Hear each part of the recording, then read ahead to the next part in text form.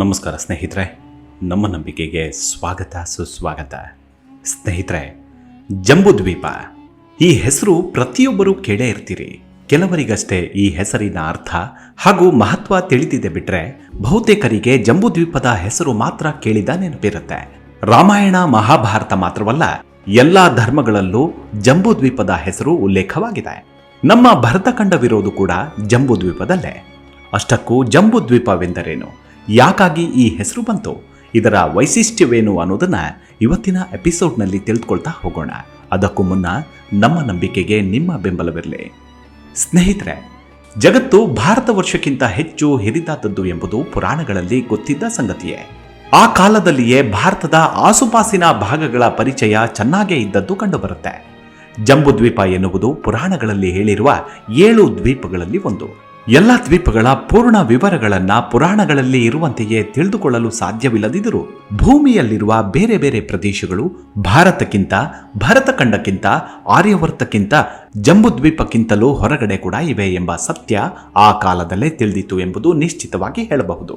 ಸಪ್ತ ದ್ವೀಪ ವಸುಂಧರ ಅಂದ್ರೆ ಈ ಭೂಮಂಡಲ 7 ದ್ವೀಪಗಳನ್ನೊಳಗೊಂಡಿದೆ ಎಂಬುದು ಇದರ ಅರ್ಥ. ಆ 7 ದ್ವೀಪಗಳೆಂದರೆ ಜಂಬೂದ್ವೀಪ, ಪ್ಲಾಕ್ಷದ್ವೀಪ, ಸಾಲ್ಮಲಿ ದ್ವೀಪ, ಕುಶದ್ವೀಪ, ಕ್ರೌಂಚ ದ್ವೀಪ, ಶಕದ್ವೀಪ ಮತ್ತು ಪುಷ್ಕರ ದ್ವೀಪ. ಜಂಬೂದ್ವೀಪಕ್ಕೆ ಸುದರ್ಶನ ದ್ವೀಪ ಎಂಬ ಹೆಸರು ಕೂಡ ಇದೆ.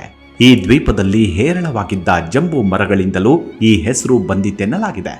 ವಿಷ್ಣು ಪುರಾಣದ ಪ್ರಕಾರ ಜಂಬೂ ವೃಕ್ಷದಲ್ಲಿ ಬಿಡುತ್ತಿದ್ದ ಜಂಬೂ ಫಲಗಳು ಆನೆಗಳ ಗಾತ್ರವಿರುತ್ತಿದ್ದವೆಂದು, ಹಣ್ಣಾದ ಫಲಗಳು ಪರ್ವತಗಳ ಮೇಲೆ ಬಿದ್ದು ಹೊರಸೂಸಿದ ರಸದಿಂದ ಜಂಬೂ ನದಿ ಉಗಮವಾಯಿತೆಂದು ಆ ನೀರನ್ನ ಜಂಬೂದ್ವೀಪದ ಜನರು ಬಳಸುತ್ತಿದ್ದರೆಂದು ಹೇಳಲಾಗುತ್ತೆ.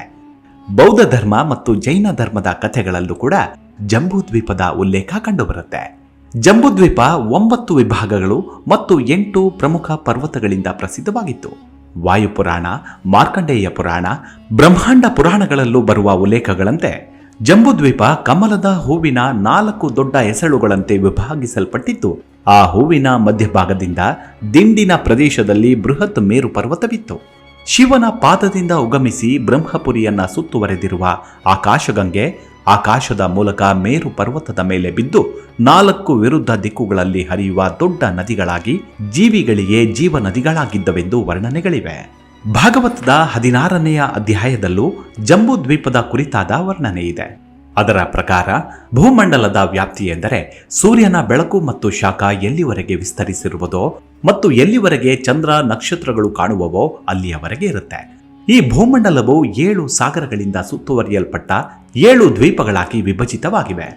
ಈ ದ್ವೀಪಗಳ ಪೈಕಿ ಜಂಬೂದ್ವೀಪವು 9 ವಿಭಾಗಗಳಾಗಿ 8 ಪರ್ವತಗಳಿಂದ ಬೇರ್ಪಡಿಸಲ್ಪಟ್ಟಿದ್ದು, ಪ್ರತಿಯೊಂದು ವಿಭಾಗವು 9,000 ಯೋಜನೆಗಳಷ್ಟು ಅಂದರೆ 72,000 ಮೈಲಿಗಳಷ್ಟು ವಿಸ್ತಾರವುಳ್ಳದಾಗಿದೆ. ಈ 9 ವಿಭಾಗಗಳಲ್ಲಿ ಇಳಾವರ್ತವೆಂದು ಕರೆಯಲ್ಪಡುವ ಮಧ್ಯಭಾಗದಲ್ಲಿ ಬಂಗಾರದ ಪರ್ವತ ಮೇರು ಪರ್ವತವಿದ್ದು, ಇದು 1,00,000 ಯೋಜನೆಗಳಷ್ಟು ಅಗಲ ಮತ್ತು 84,000 ಯೋಜನೆಗಳಷ್ಟು ಎತ್ತರವಿತ್ತು. ಇಳಾವರ್ತದ ಉತ್ತರದಲ್ಲಿ ನೀಲ, ಶ್ವೇತ ಮತ್ತು ಸಾರಂಗವನ ಪರ್ವತಗಳಿದ್ದು, ಪೂರ್ವ ಪಶ್ಚಿಮ ಭಾಗದಲ್ಲಿ ಮಾಲ್ಯವನ ಮತ್ತು ಗಂಧಮಾದನ ಪರ್ವತಗಳಿದ್ದರೆ, ದಕ್ಷಿಣದಲ್ಲಿ ನಿಷಾದ, ಹೇಮಕೂಟ ಮತ್ತು ಹಿಮಾಲಯ ಪರ್ವತಗಳಿವೆ. ಹಿಮಾಲಯ ಪರ್ವತದಿಂದ ವಿಂಗಡಿಸಲ್ಪಟ್ಟ ವಿಭಾಗವೇ ಭಾರತ ವರ್ಷ. ಮೇರು ಪರ್ವತದ 4 ಬದಿಗಳಲ್ಲಿ ಮಂದಾರ, ಮೇರು ಮಂದಾರ, ಸುಪಾರ್ಶ್ವ ಮತ್ತು ಕುಮುದಗಳೆಂಬ ಪರ್ವತಗಳಿದ್ದು, ಈ ಪರ್ವತಗಳ ಧ್ವಜಗಳಂತೆ ಕಂಗೊಳಿಸುವ 4 ಮರಗಳು ಮಾವು, ಸೇಬು, ಕದಂಬ ಮತ್ತು ಬಾಳೆ ಇದ್ದು, ಇವುಗಳು 100 ಯೋಜನೆಗಳಷ್ಟು ಅಗಲ ಮತ್ತು 1,100 ಯೋಜನೆಗಳಷ್ಟು ಅಂದರೆ 8,800 ಮೈಲಿಗಳಷ್ಟು ಇದ್ದವಂತೆ. ಅವುಗಳ ಕೊಂಬೆಗಳು 1,100 ಯೋಜನೆಗಳಷ್ಟು ಹರಡಿದ್ದವಂತೆ. ಅಷ್ಟು ಎತ್ತರದಿಂದ ಬಿದ್ದ ಮರದ ಹಣ್ಣುಗಳ ರಸ ಹರಿಯುವ ನದಿಗಳಾಗಿ ಸುಗಂಧ ಬೀರುತ್ತಿದ್ದವಂತೆ.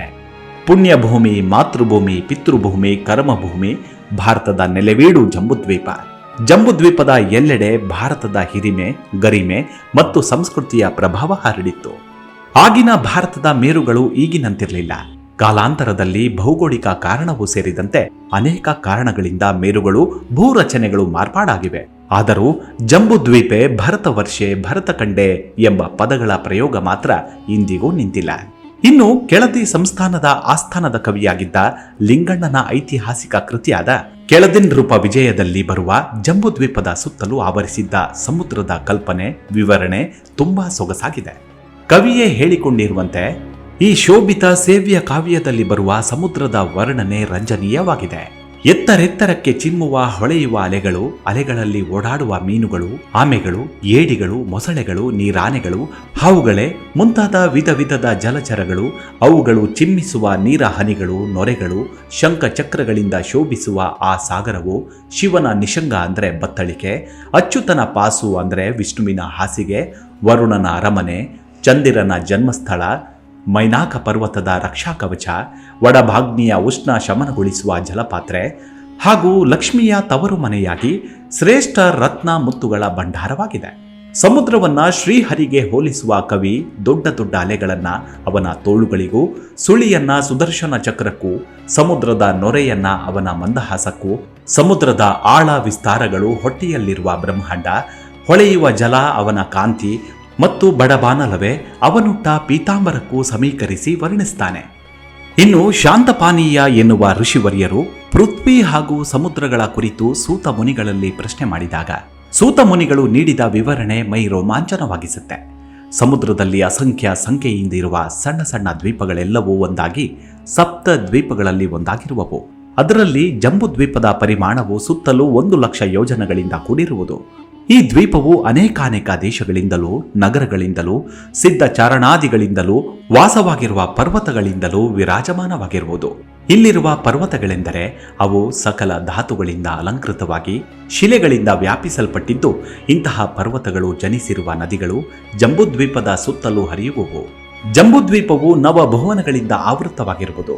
ಹಿಮವು ತುಂಬಿಕೊಂಡಿರುವುದರಿಂದ ಹಿಮವಂತನೆಂಬ ನಾಮಧೇಯವುಳ್ಳ ಪರ್ವತವು ಪ್ರಥಮವಾಗಿದ್ದು, ಕನಕಮಯ ಶಿಖರಗಳಿಂದ ತುಂಬಿದ ಹೇಮಕೂಟವೆಂಬ ನಾಮಧೇಯವುಳ್ಳ ಪರ್ವತವು ದ್ವಿತೀಯವಾಗಿದೆ. ಇನ್ನು ಮೂರನೆಯ ಪರ್ವತವಾದ ನಿಷದವೆಂಬುದು ಸಕಲ ಋತುಗಳಲ್ಲಿ ಸುಖದಾಯಕವಾದ ಪರ್ವತವು. ಹೀಗೆ 3 ಪರ್ವತಗಳಿಂದ ಜಂಬೂದ್ವೀಪ ಆವೃತವಾಗಿದೆ. ಸುಂದರವೂ ಸುವರ್ಣಮಯವೂ ಆಗಿರುವ ಮೇರುವೆಂಬ ಪರ್ವತವು 4ನೆಯದು. ಮೇರು ಪರ್ವತದ ವಿಶೇಷಣವೆಂದರೆ 4 ಮೂಲೆಗಳಿಂದ ಕೂಡಿದ್ದು, ಗುಂಡಾದ ಆಕಾರವನ್ನು ಹೊಂದಿ ಅನೇಕ ಬಣ್ಣಗಳಿಂದ ಪಾರ್ಶ್ವಗಳಲ್ಲಿ ಸುಶೋಭಿತವಾಗಿ ಪ್ರಜಾಪತಿಯ ವಿಶಿಷ್ಟ ಗುಣಗಳಿಂದ ಯುಕ್ತವಾಗಿದೆ. ಈ ಪರ್ವತವು ಅವ್ಯಕ್ತ ಅಥವಾ ಪ್ರಧಾನದಿಂದ ಹುಟ್ಟಿರುವ ಬ್ರಹ್ಮನ ನಾಭಿ ಎನ್ನುವ ಶರೀರ ಬಂಧದಿಂದ ಜನಿಸಿದೆ. ಇದು ಪೂರ್ವ ಪಾರ್ಶ್ವದಲ್ಲಿ ಶ್ವೇತವರ್ಣದಿಂದ ಕೂಡಿತ್ತು. ಶ್ವೇತವರ್ಣ ಸೂಚ್ಯಕವಾದ ಬ್ರಾಹ್ಮಣ ಜಾತಿಯನ್ನ ಇದು ಹೊಂದಿರುವುದು. ಇದರ ಪಾರ್ಶ್ವವು ರಕ್ತವರ್ಣದಾಗಿರುವುದು. ಕೆಂಪು ಬಣ್ಣವು ಕ್ಷತ್ರಿಯ ಚಿಹ್ನೆಯಾಗಿರುವುದು. ಮೇರುವು ಕ್ಷತ್ರಿಯ ಜಾತಿಯನ್ನ ಹೊಂದಿದೆ. ದಕ್ಷಿಣ ಪಾರ್ಶ್ವವು ಹಳದಿಯ ವರ್ಣದ್ದಾಗಿದೆ. ಹೀಗಾಗಿ ಇದು ವೈಶ್ಯ ಜಾತಿಯ ಪೀತವರ್ಣ ಎಂಬ ಸಂಜ್ಞೆಯನ್ನ ಹೊಂದಿ ಈ ಪರ್ವತವು ವೈಶ್ಯ ಜಾತಿಯನ್ನ ಸೂಚಿಸುತ್ತೆ. ಪಶ್ಚಿಮ ಪಾರ್ಶ್ವದಲ್ಲಿ ನೀಲವರ್ಣವು ಇರೋದ್ರಿಂದ ಇದು ಶೂದ್ರ ಜಾತಿಗೆ ಸೇರುತ್ತೆ. ನೀಲವರ್ಣವು ಅಂತ್ಯಜನ ಚಿಹ್ನೆಯಾಗಿದೆ. ಇಲ್ಲಿರುವ ವರ್ಷ ಪರ್ವತಗಳೆಂದರೆ ನೀಲ ಪರ್ವತ ಹಾಗೂ ಶ್ವೇತ ಪರ್ವತ. ಈ ಪರ್ವತಕ್ಕೆ ಪರ್ವತರಾಜ ಅಂತಲೂ ಕರೀತಾರೆ. ಕಾರಣ ಇದು ಸಿದ್ಧ ಚಾರಣಿಗಳಿಂದ ಪೂಜಿತವಾಗಿದೆ ಎಂದು ಪ್ರಸಿದ್ಧಿಯನ್ನ ಹೊಂದಿದೆ. ಮೇರು ಪರ್ವತದ ಮಧ್ಯಭಾಗದಲ್ಲಿ 9,000 ಯೋಜನ ಪರಿಮಾಣ ವಿಸ್ತಾರದಿಂದ ಆವೃತವಾಗಿ ಇಲಾವೃತ ಎಂಬ ವರ್ಷವು ವ್ಯಾಪ್ತಿಯನ್ನ ಹೊಂದಿದೆ. ಹೀಗೆ ಕನಕಮಯವಾದ ಮೇರು ಪರ್ವತವು ಹೊಗೆಯಿಲ್ಲದ ಶುದ್ಧವಾದ ಅಗ್ನಿಯಂತೆಯೇ ಪ್ರಕಾಶಮಾನವಾಗಿದೆ. ಇದರ ದಕ್ಷಿಣದ ಅರ್ಧವೇದಿಯು ದಕ್ಷಿಣಾರ್ಧವೆಂದು, ಉತ್ತರದ ಮತ್ತೊಂದು ಅರ್ಧವೇದಿಯು ಉತ್ತರಾರ್ಧವೆಂದು ಹೇಳಲ್ಪಟ್ಟಿದೆ. ವರ್ಷ ಪರ್ವತಗಳಲ್ಲಿರುವ ನೀಲ ಹಾಗೂ ನಿಷದ ಎನ್ನುವ 2 ಮಹಾಪರ್ವತಗಳು 1,00,000 ಯೋಜನ ಅಳತೆಯಷ್ಟು ವಿಶಾಲವಾಗಿದೆ. ಈ 2 ಪರ್ವತಗಳನ್ನ ಹೊರತುಪಡಿಸಿದ್ರೆ ಇರುವ ಪರ್ವತಗಳೆಂದರೆ ಶ್ವೇತ ಹೇಮಕೂಟಗಳೆಂಬ 2 ಪರ್ವತಗಳು 18,000 ಯೋಜನಗಳಷ್ಟು ವಿಶಾಲತೆಯನ್ನ ಹೊಂದಿದೆ ಮತ್ತು ಹಿಮವಾನ್ ಹಾಗೂ ಶೃಂಗವಾನ್ ಎನ್ನುವ 2 ಪರ್ವತಗಳು 16,000 ಯೋಜನ ವಿಸ್ತಾರವನ್ನ ಹೊಂದಿದೆ. ಅತಿ ವಿಸ್ತಾರವನ್ನ ಹೊಂದಿರುವ ಮೇರು ಪರ್ವತವು ದಿವ್ಯೌಷಧಗಳಿಂದ ಆವೃತವಾಗಿದೆಯಲ್ಲದೆ ಈ ಪರ್ವತದ ಸಕಲೆಡೆಯಲ್ಲಿ ಸುವರ್ಣಮಯ ಭುವನಗಳು ಸುತ್ತುವರೆದಿವೆ. ಗಂಧರ್ವ, ಉರಗ ಮತ್ತು ರಾಕ್ಷಸ ಸಮುದಾಯವು ಅಲ್ಲಿ ವಾಸ ಮಾಡುವವು. ಇದಲ್ಲದೆ ಮಹಾಮೇರು ಪರ್ವತವು ಅಪ್ಸರ ಸ್ತ್ರೀಯರಿಗೆ ಕೂಡ ಆಧಾರವಾಗಿದೆ. ಈ ಪರ್ವತದ 4 ಭಾಗಗಳಲ್ಲಿ ಭದ್ರ, ಭರತ, ಕೇತುಮಾಲ ಹಾಗೂ ಕುರು ಎಂಬ ದೇಶಗಳು ಅನುಕ್ರಮವಾಗಿ ಪೂರ್ವ, ದಕ್ಷಿಣ, ಪಶ್ಚಿಮ ಹಾಗೂ ಉತ್ತರ ದಿಸೆಯಲ್ಲಿ ಅಧಿಷ್ಠವಾಗಿವೆ. ಈ ದೇಶಗಳಲ್ಲಿ ನೀಲವರ್ಣ, ಗಂಭೀರ ಸತ್ವ ಹಾಗೂ ಹೆಚ್ಚಿನ ಬಲದಿಂದ ಕೂಡಿದ ಪುರುಷರು ವಾಸವನ್ನ ಮಾಡ್ತಾರೆ. ಇವರಲ್ಲದೆ ಸುಂದರ ಸ್ತ್ರೀಯರು ಕೂಡ ಇದ್ದಾರೆ. ಅಲ್ಲಿ ಷಡ್ರಸಗಳಿಗೆ ಆಧಾರವಾಗಿರುವ ಬ್ರಹ್ಮನಿಂದ ಜನಿಸಿದ ಹಲಸಿನ ವೃಕ್ಷವಿದೆ. ಅದು ಪ್ರಜಾನಿಯಾಮಕತ್ವ ಶಕ್ತಿಯಿಂದ ಕೂಡಿದ್ದು ಮನೋವೇಗದಿಂದ ಸಂಚಾರ ಮಾಡುವ ಜಂಗಮ ಪ್ರಾಣಿಯ ಸ್ವಭಾವವನ್ನು ಹೊಂದಿದೆ. ಮಹಾಮೇರುವಿನಲ್ಲಿರುವ ಪ್ರಜೆಗಳು ಹಲಸಿನ ರಸದ ಸ್ವೀಕಾರವನ್ನ ಮಾಡುತ್ತಾ ದೀರ್ಘಕಾಲ ಜೀವಿತಾವಧಿಯನ್ನ ನಡೆಸ್ತಾರೆ. ಮಾಲ್ಯವತ್ ಪರ್ವತದ ಪೂರ್ವ ಭಾಗದಲ್ಲಿ ಇನ್ನೊಂದು ಪರ್ವತ ಶ್ರೇಣಿಯೂ ಇದೆ. ಈ ಪರ್ವತದಲ್ಲಿ ಪರಮ ಸಂತಸದಿಂದ ವಾಸವನ್ನ ಮಾಡುತ್ತಿರುವ ಪ್ರಜೆಗಳು ಇದ್ದಾರೆ.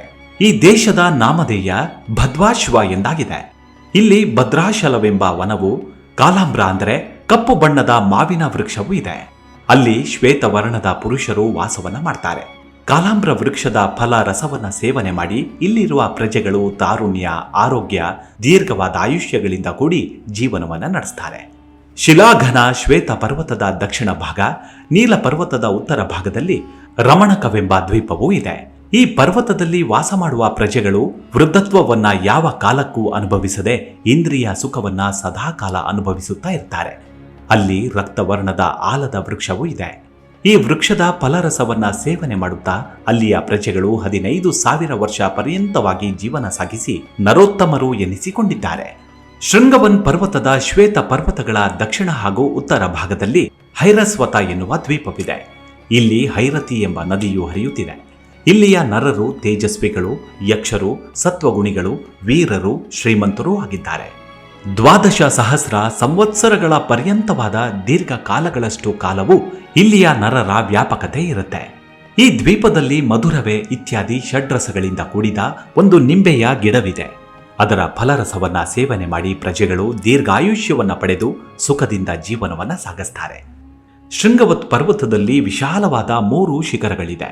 ಮಣಿಮಯವಾದ ಒಂದು ಶಿಖರ, ಇನ್ನೊಂದು ಸುವರ್ಣಮಯವಾದ ಶಿಖರ ಹಾಗೂ ಮತ್ತೊಂದು ರತ್ನಖಚಿತವಾದ ಶಿಖರವಿದೆ.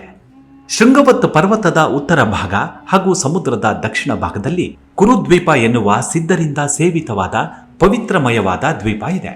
ಅಲ್ಲಿ ರಮ್ಯವಾದ ಫಲಗಳಿಂದ ಶೋಭಾಯಮಾನವಾದ ಮಹಾವೃಕ್ಷವೂ ಇದೆ. ಅದರಲ್ಲಿ ವಾಸವನ್ನ ಮಾಡುವ ಪ್ರಜೆಗಳು ಪುಣ್ಯವನ್ನ ಮಾಡಿ ದೇವಲೋಕದ ಸುಖ ಭೋಗವನ್ನು ಅನುಭವಿಸಿ ಅಲ್ಲಿಂದ ನಿರ್ಗಮನ ಮಾಡ್ತಾರೆ. ಇಲ್ಲಿ ಸ್ತ್ರೀ ಪುರುಷರು ಚಕ್ರವಾಕ ಪಕ್ಷಿಗಳಂತೆ ಪರಸ್ಪರವಾಗಿ ಪ್ರೇಮಿಗಳಂತೆ ಇದ್ದು ದೇಹಾರೋಗ ಹಾಗೂ ಮಾನಸಿಕ ಕ್ಷೋಭೆ ರಹಿತರಾಗಿ ಸುಖವನ್ನ ಸದಾಕಾಲ ಅನುಭವಿಸುತ್ತಲೇ ಇರ್ತಾರೆ. ಅಲ್ಲಿಯ ಪ್ರಜೆಗಳು ಪರಸ್ತ್ರೀ ಸಂಘವನ್ನ ಯಾವುದೇ ಕಾಲಕ್ಕೂ ಮಾಡದೆ ಪಾವನರಾಗಿದ್ದು 16,105 ವರ್ಷ ಪರ್ಯಂತವಾಗಿ ದೀರ್ಘವಾದ ಆಯುಷ್ಯದೊಂದಿಗೆ ಜೀವನವನ್ನ ನಡೆಸ್ತಾರೆ ಎಂದು ಸ್ಪಷ್ಟವಾಗಿ ವಿವರಿಸ್ತಾರೆ. ಆದರೆ ನಾವಿರೋದು ಈಗ ಕಲಿಯುಗ. ನಂಬುವವರು ನಂಬ್ತಾರೆ, ನಂಬದವರು ನಾನಾ ಕಥೆ ಕಟ್ಟುತ್ತಾರೆ. ಆದರೆ ಈ ವಿವರಣೆಗೆ ಪುಷ್ಟಿ ನೀಡುವಂತೆ ಕಳೆದ 4 ಯುಗಗಳಲ್ಲೂ ಮಾನವನ ಆಯುಷ್ಯ ಎಷ್ಟಿತ್ತು ಎನ್ನುವುದನ್ನು ಗಮನಿಸಿದಾಗ ಸ್ಪಷ್ಟವಾಗುತ್ತೆ. ಶ್ರೀರಾಮಚಂದ್ರ 11,000 ವರ್ಷಗಳು ಆಳ್ವಿಕೆ ಮಾಡಿದ್ದ. ದಶರಥ ಮಹಾರಾಜ 60,000 ವರ್ಷಗಳ ಸುದೀರ್ಘ ಆಯುಷ್ಯವನ್ನ ಪಡೆದಿದ್ದ. ರಾವಣ ಕೂಡ ಬರೋಬ್ಬರಿ 60,000 ವರ್ಷಗಳೇ ಜೀವಿಸಿದ್ದ ಎಂದು ಪುರಾಣ ಕಥೆ ಹೇಳುತ್ತೆ. ಆದರೆ ಕಲಿಯುಗದಲ್ಲಿ ಶತಾಯುಷಿಯಾದವರೇ ನಮ್ಮ ಕಣ್ಣೆದುರಿನ ದೇವರಂತೆ ಅವರಿಗೆ ಸಕಲ ಗೌರವ ಪ್ರೀತಿಯನ್ನ ನೀಡ್ತೀವಿ. ಒಂದು ವೇಳೆ 1000 ವರ್ಷದಿಂದ ಬದುಕಿರುವ ಮಾನವನನ್ನ ಕಣ್ಣಾರೆ ಕಂಡರಂತೂ ಹೇಳೋಕೆ ಅಸಾಧ್ಯ. ಇನ್ನು 10ರಿಂದ 15,000 ವರ್ಷಗಳು ಬದುಕುವ ಮಾನವ ರೂಪಿ ಜೀವಿಗಳು ಕಂಡರಂತೂ ನಾವೇ ದೇವರಾಗಿ ಬಿಡ್ತೀವಿ ಅನ್ನೋದರಲ್ಲಿ ಸಂಶಯವೇ ಇಲ್ಲ. ಇವಿಷ್ಟು ಜಂಬೂ ದ್ವೀಪದ ಕುರಿತಾದ ಸಣ್ಣದಾದ ಮಾಹಿತಿ. ಮುಂದಿನ ಎಪಿಸೋಡ್ನಲ್ಲಿ ಮತ್ತೆ ಸಿಗೋಣ. ಅಲ್ಲಿವರೆಗೂ ನಿಮ್ಮ ಆರೋಗ್ಯದ ಕಡೆ ಗಮನವಿರಲಿ. Take care. ನಮಸ್ಕಾರ.